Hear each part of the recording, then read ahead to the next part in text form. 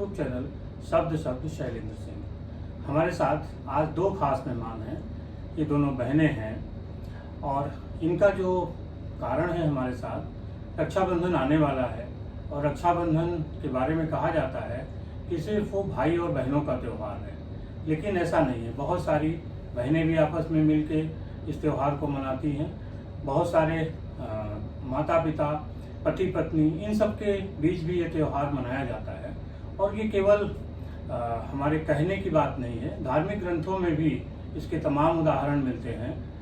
राजा इंद्र जब देव और दानव संग्राम में जा रहे थे तो उन्हें कहा गया था कि अगर उनकी पत्नी रक्षाबंधन बांधेंगी तो उनकी जीत सुनिश्चित होगी।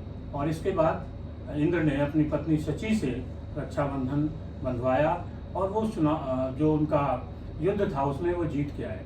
इसी तरीके से श्री कृष्ण की जो द्रौपदी और श्री कृष्ण के साथ जो संबंधों की एक मिसाल है, उसमें भी रक्षाबंधन और रक्षा सूत्र का अपना महत्व है। श्री कृष्ण को चोट लगी थी और द्रौपदी ने अपनी साड़ी की किनारे को फाड़ के और उनकी उस उंगली पे बांधा था, जिसके परिणाम स्वरूप जब महाभारत में द्रौपदी का चीरहरण होता है तो कृष्ण उसकी सहायता के लिए आते हैं और उन्होंने पूरी एक साड़ी जो है, जो कभी खत्म नहीं हुई, उसको उन्होंने द्रौपदी की सुरक्षा के लिए लगा दिया था। तो आज हम बात करेंगे अनाया और अनन्या से। सही शब्द है? अयाना छोटी, हाँ, और अनन्या बड़ी। हाँ।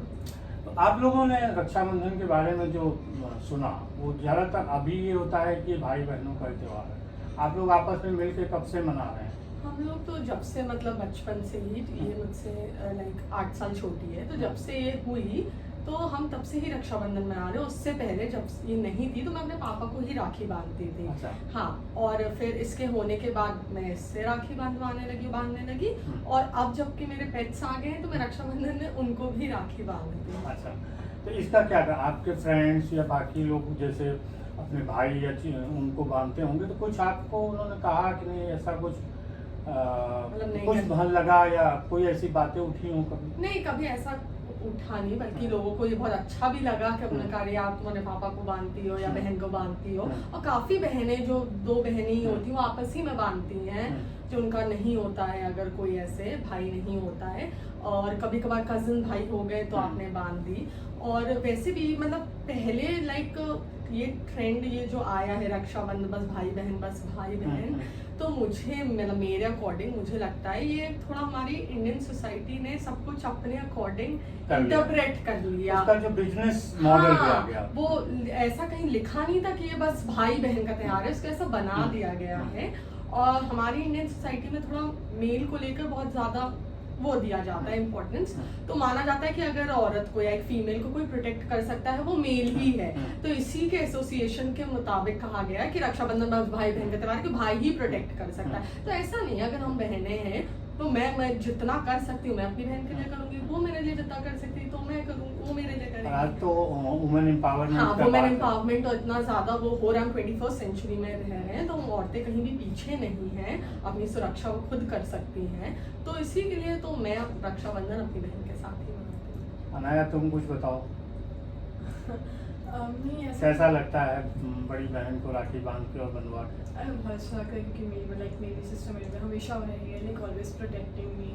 सो उसको राखी बांध मतलब ऐसा कुछ लगता नहीं कि भाई को भाई होना चाहिए या भाई को राखी बांधनी चाहिए, ऐसा कुछ लगता नहीं। मेरी सारी फ्रेंड्स हैं, उनके भी ब्रदर्स हैं, उनको बांधती हैं। मेरी सिस्टर है तो मुझे बहुत प्राउड होता है कि मेरी सिस्टर है, वो लाइक हमेशा मेरे लिए रहती है, कुछ भी इश्यू होता है सो मैं प्रोटेक्ट करती हूँ। और कहते हैं कि जो 2 बहनों के बीच में जो बाउंडिंग होती है वो भाइयों में या भाई बहनों के बीच उतनी नहीं। हाँ, मुझे लगता है क्योंकि एक लड़की होकर एक लड़की को समझना ज्यादा इजी रहता है। मे बी शायद मेरा भाई हो तो वो मुझे इतना ना समझ पाता जितना एक लड़की होने के कारण मेरी बहन मुझको समझ लेती है, ऐसा मेरा मानना है।